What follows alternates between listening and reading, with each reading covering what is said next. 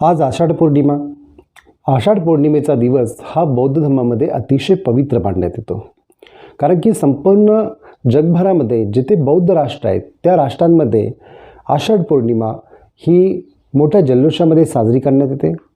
ह्याचं कारण की आषाढ पौर्णिमेच्या दिवशी सिद्धार्थ गौतमांचा आपल्या आईच्या गर्भाशयामध्ये प्रवेश, म्हणजेच सिद्धार्थ गौतमांचा जन्म होणार त्या दिवशी आषाढ पौर्णिमा होती. आईला गर्भधारणा झाली तो दिवस म्हणजे आषाढ पौर्णिमेचा दिवस होता. त्याच्या 7 दिवस अगोदर बौद्ध धर्मामध्ये विशेषतः शाक्य कुळामध्ये एक अशी परंपरा होती की एक 7 दिवस उत्सव साजरी करण्याची परंपरा होती. तो उत्सव शेतीमध्ये साजरा करण्यात येत असे आणि शेतीमध्ये राजा बी आणि बियांची पेरणी या काळामध्ये करत असत आणि त्या उत्सवाला वप्पमंगलम नावाचा उत्सव असं संबंधण्यात येतं. दुसरी गोष्ट, याच आषाढ पौर्णिमेच्या दिवशी म्हणजे या उत्सवाच्या शेवटच्या दिवशी महामायेला स्वप्न पडली आणि स्वप्नामध्ये त्यांना सुमेध नावाचे बोधिसत्व आपल्या गर्भाशयात प्रवेश करत आहे असं त्यांना जाणवलं आणि याद्वारे हे सांगण्यात आलं की तुमच्या पोटी एक राजकुमार जन्माला येईल. जर तो संसारामध्ये राहिला तर चक्रवर्ती सम्राट बनेल, परंतु जर त्याने गृहत्याग केला तर तो मात्र सम्यक संबुद्ध बनेल. म्हणून या दिवसाला एक प्रकारे गब्ब संस्कार किंवा गब्ब मंगल अशा पद्धतीने देखील संबोधण्यात येतं. दुसरं की राजकुमार सिद्धार्थ आणि यशोधरा यांचा विवाह झाल्यानंतर राजकुमार सिद्धार्थ आणि यशोधरांना जो राजकुमार राहुल नावाचा मुलगा झाला त्याचा जन्म देखील या आषाढ पौर्णिमेच्या दिवशी झालेला आहे.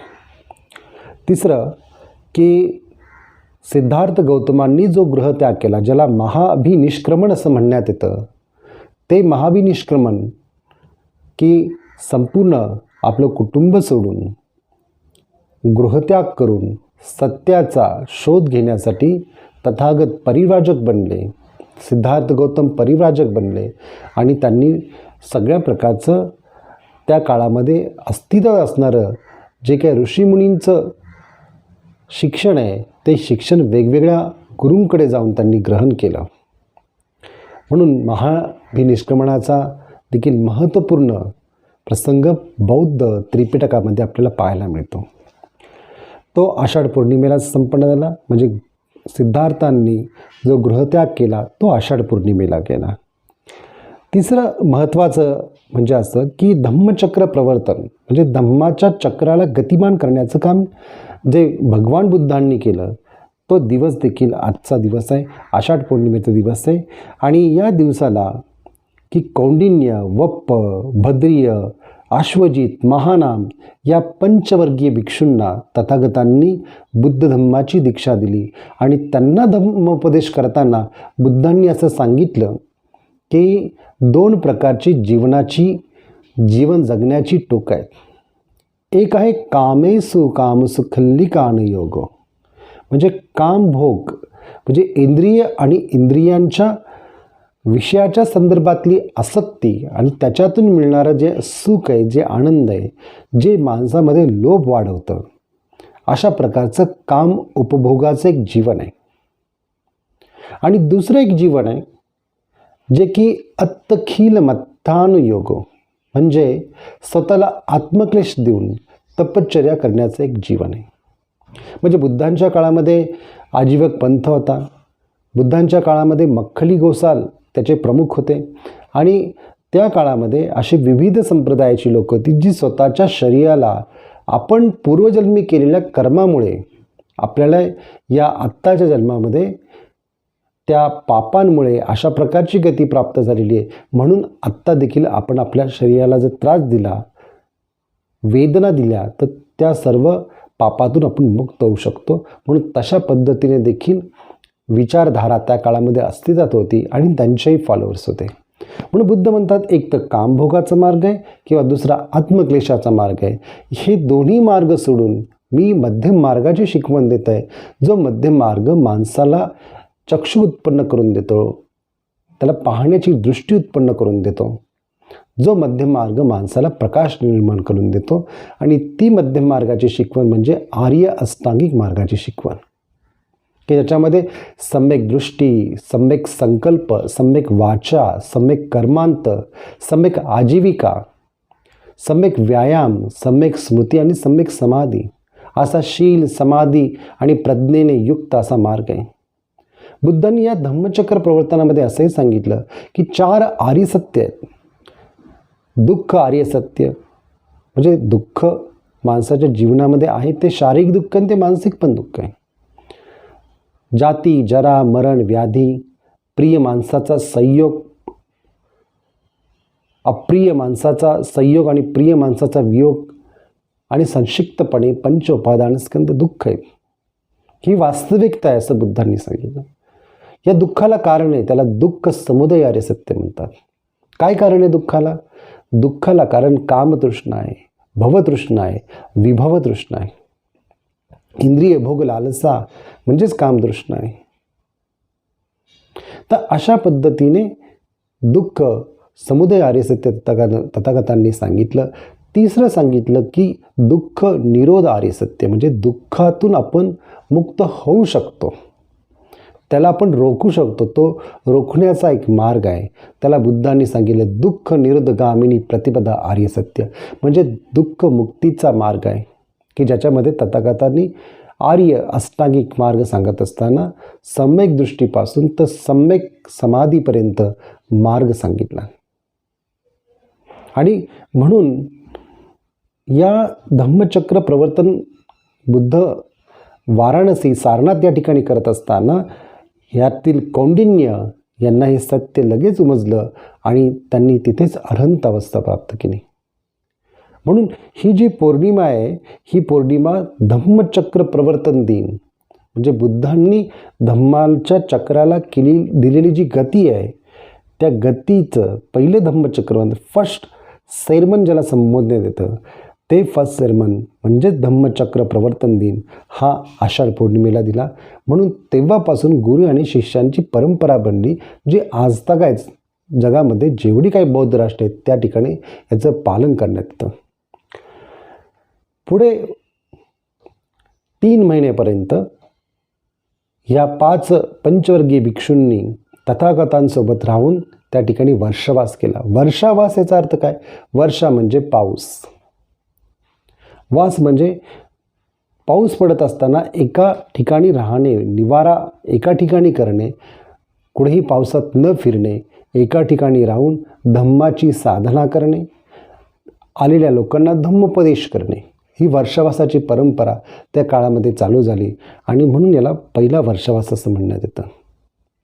म्हणून वर्षावासाचा प्रारंभ आज होतो आषाढी पौर्णिमेला आणि तो संपतो अश्विन पौर्णिमेला.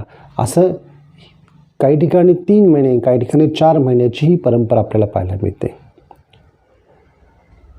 म्हणून आषाढ पौर्णिमेचं एक वेगळं महत्त्व आहे. त्याचप्रमाणे आषाढ पौर्णिमेचं आणखीन एक महत्त्वपूर्ण महत्त्व आहे की तथागतांची जी आई जी 7 दिवसांनी मरण पावली होती की तिचा जी पुढची गती झाली होती ती तावतीस लोकांमध्ये झाली होती. या तावतीस लोकांमध्ये तथागत जाऊन त्यांना अभिधम्माचा उपदेश करायचे. त्या ठिकाणी तावतीस लोकांमध्ये जाऊन याचा अर्थ असा की ज्या पद्धतीने मनुष्य लोक आहे, ज्या पद्धतीने प्राणी लोक आहे, ज्या पद्धतीने पाण्यामधला प्राण्यांचा एक लोक आहे, त्या पद्धतीने या समग्र विश्वामध्ये, या समग्र ब्रह्मांडामध्ये असं काही अस्तित्व आहे जे अस्तित्व आपल्याला सहज रिअलाईज नाही होत. परंतु जर जीवनातील अतिसूक्ष्म संवेदनांना पाहण्याची दृष्टी जर आपल्याला निर्माण झाली किंवा जीवनातील चित्त अतिसूक्ष्म स्तरावरती गेलं तर अनेक गोष्टींचा उलगडा आपल्याला होऊ शकतो. म्हणजे आधुनिक काळातील निकोला तेलेस्ता हे शास्त्रज्ञ जे झाले या शास्त्रज्ञाने त्यांच्या प्रयोगांच्याद्वारे हे सिद्ध केलेलं आहे की जेव्हा ऊर्जा अगदी जास्त प्रमाणावरती वाढल्यावरती आपल्याला काही या निसर्गातील जे सत्व आपल्या डोळ्याला आपण पाहू शकत नाही त्याचं देखील रिअलायझेशन आपल्याला होऊ शकतं आणि हे त्यांनी त्याच्या प्रयोगातून सिद्ध केलं. म्हणून सांगण्याचं तात्पर्य इथं असं की तथागतांनी आपल्या या इद्धिबलाच्या आधारे तावतीस म्हणजे त्या ठिकाणी त्यांनी तावतीस असं नाव दिले की ज्या ठिकाणी 30 लोकांचा किंवा 30 सत्वांचा किंवा 30 ऊर्जेचा एक समूह आहे. त्या ठिकाणी आईची गती त्या ठिकाणी झाल्यानंतर महामायेची गती झाल्यानंतर महामाया ज्यांच्या उदरी सिद्धार्थांचा जन्म झाला त्यांना त्या ठिकाणी जाऊन ते अभिधम्माचा अतिसूक्ष्म स्वरूपाचा उपदेश ते करत असत. म्हणून सांगण्याचं तात्पर्य काय, ही घटना देखील आषाढ पौर्णिमेला संपन्न झाली. म्हणजे अभिधम्माचा उपदेश देखील आषाढ पौर्णिमेला देण्यात आला. तिसरी आणखीन एक महत्त्वपूर्ण जी घटना आहे की याच्यामध्ये तथागतांच्या शरीरातून अग्नी, पायातून पाणी, शरीरातून सप्तरंग अशा काही गोष्टी या काही लोकांना दृश्यमान व्हायच्या. तर त्याचा पहिला प्रयोग जो आहे तथागतांनी त्या काळामध्ये केला, ज्याचं की धम्मपद अट्टकथा ज्या आहेत त्या धम्मपदाच्या अट्टकथांमध्ये याचं वर्णन येतं.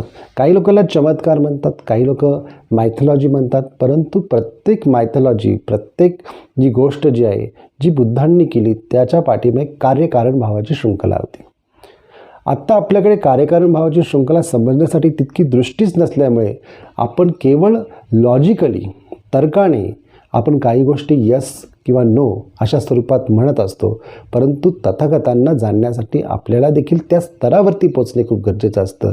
तेव्हा आपल्या या गोष्टींची प्रचिती येऊ शकते, अन्यथा या गोष्टींची प्रचिती येऊ शकत नाही. म्हणून आषाढ पौर्णिमाच मुळात हा बुद्धधम्मामध्ये सगळ्यात महत्त्वाचा भाग असतो, ज्याचा समग्र आपल्या मनावरती, आपल्या शरीरावरती, समग्र आपल्या नामरूपावरती परिणाम घडत असतो. आणि म्हणून बुद्धांच्या प्रत्येक घटना ज्या आहेत, ज्या महत्त्वपूर्ण आहेत, त्या पौर्णिमेच्या दिवशी संपन्न झालेल्या आहेत. आणि या घटनांच्याद्वारे बुद्धांनी लोकांमध्ये धम्माचा जो प्रकाश निर्माण केला, ज्या प्रकाशात अनेक लोक त्या काळामध्ये अरहंत अवस्थेला प्राप्त झाली, सोतापन्न अवस्थेला प्राप्त झाली, सकृतगामी अवस्थेला प्राप्त झाली, अनागामी अवस्थेला प्राप्त झाली आणि बुद्धांनी दिलेल्या मार्गाच्या आधारे ती मुक्त झाली, ती निर्वाणिक अवस्थेमध्ये पोचली. म्हणून आषाढ पौर्णिमेचा हा उत्सव आपण साजरा केला पाहिजे. आषाढ पौर्णिमेला उपवासच व्रत धारण केलं पाहिजे, अमावस्येला उपवासच व्रत धारण केलं पाहिजे आणि येणाऱ्या अष्टमीलाही उपवासच व्रत धारण केलं पाहिजे. या उपवासाच्याद्वारे आपण धम्माच्या अधिक जवळ जाण्याचा प्रयत्न केला पाहिजे. म्हणून बौद्ध परंपरा किंवा बौद्ध संस्कृती ज्याचा संबंध चंद्राच्या पूर्ण कलेशी आहे, त्याचा संबंध माणसाच्या संपूर्ण विकासाची आहे, सर्वांगीण विकासाची आहे, तोच सर्वांगीण विकास साधण्यासाठी आषाढी पौर्णिमा आपल्याकडे आपण साजरी करणे म्हणजे आपल्या घरामध्ये बुद्धांचं पूजास्थान तयार करून, प्रतिकात्मक पूजास्थान तयार करून आपण त्या ठिकाणी वंदना करणे, बुद्धाण स्मृती, धम्माण स्मृती, संगाण स्मृतीची भावना करणे, धम्मचक्क पवत्तन सुत्त म्हणणे आणि आपण ध्यान करणे, मैत्री भावना करणे, या गोष्टी जर आपण केल्या तर आपला अंतर्गामी जीवनाचा प्रवास हा विकसित होतो आणि त्याचा परिणाम आपल्या बाह्य जीवनावरती, आपल्या सामाजिक जीवनावरती, जे की डॉक्टर बाबासाहेब आंबेडकरांनी आपल्याला धम्म देत असताना, धम्माची सामाजिक बाजू सांगत असताना सदाचरण किती महत्त्वाचं आहे हे सांगत असताना मैत्री, करुणा आणि मुदितेची अभिवृद्धी कशी करता येईल ती करणे खूप गरजेचं आहे. तर आजची आषाढ पौर्णिमा सत्कारी लागेल असं मी समजेन. आपणा सर्वांना या गुरुपौर्णिमेच्या हार्दिक मंगलमय शुभेच्छा येतो आणि धम्मचक्र प्रवर्तन दिनाच्याही हार्दिक मंगलकामना आपणा सर्वांच्या प्रती व्यक्त करतो. भवतु सब्बमंगलम, भवतु सब्बमंगलम, भवतु सब्बमंगलम.